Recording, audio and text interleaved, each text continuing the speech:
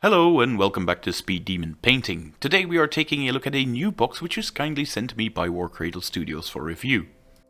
This is the Indian Raj Frontline squadron, which can be used in any crown force to make models for both the Indian Raj, obviously, but also the East India Trading Company.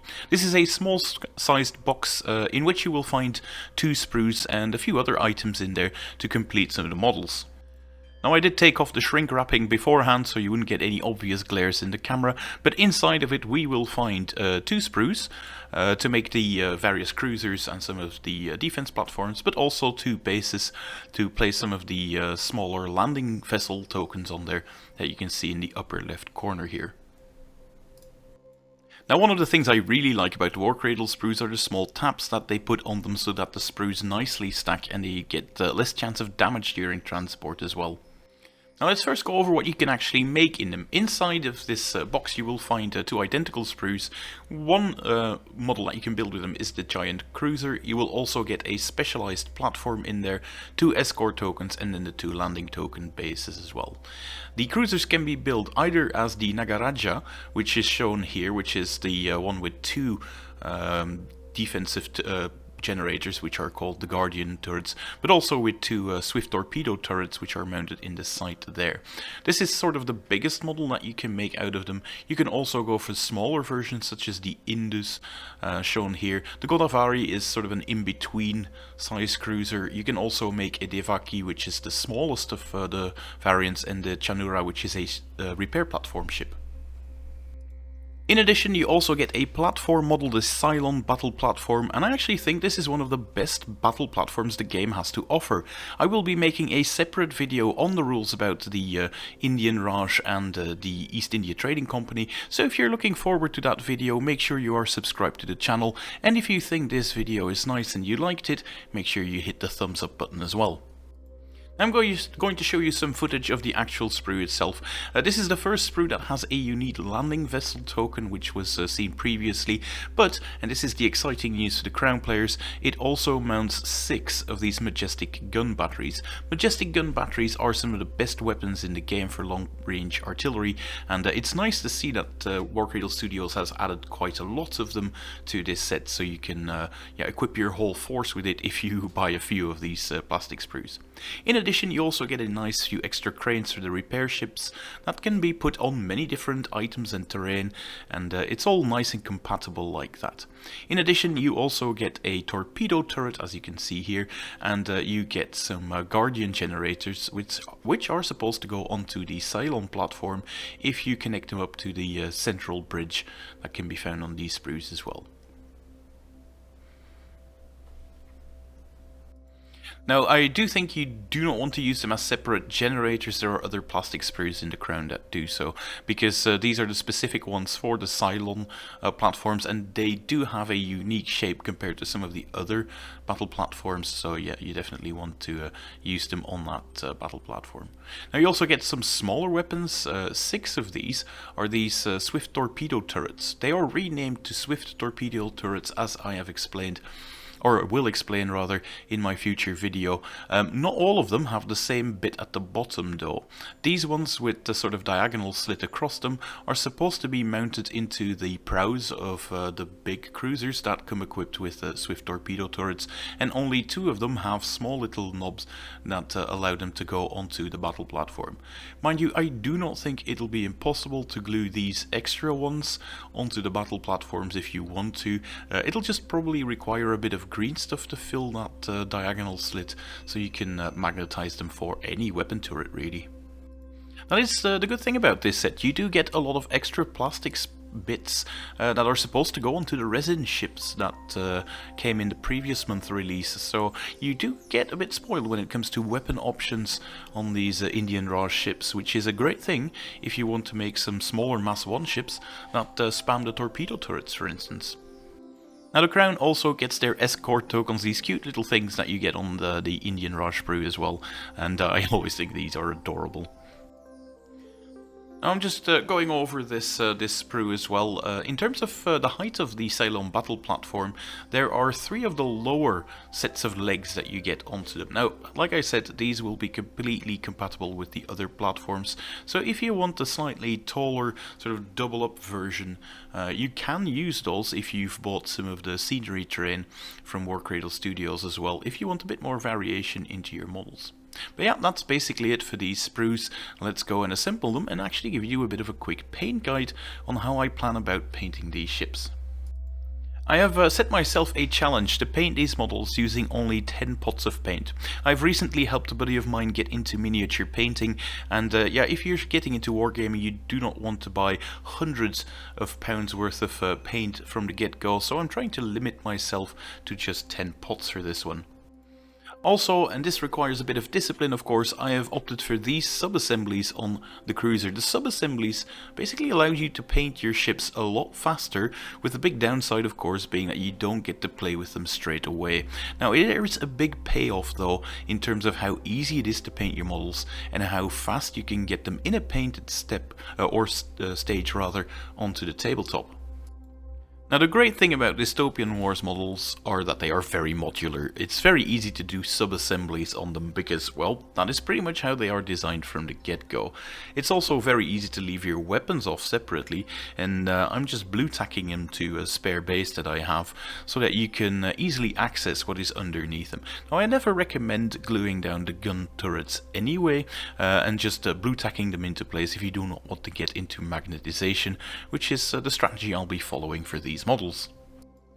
The next part of the strategy will be using contrast paints, and contrast paints do require a light undercoat for them. So I have opted for a light grey base coat for the main hull, which for the first colour I will be hitting largely with Apothecary White, a contrast colour made by Games Workshop that will basically accentuate the rivets and flow into the recesses as well. Now you do not want to paint your entire model using contrast paints because, well, they are a bit of a nightmare if you make a bit of a mess of them and get contrast paint onto zones that you do not want them. So a good strategy of applying the light colours first and then going over them with the brighter colours, like this orange, is basically what you end up going for.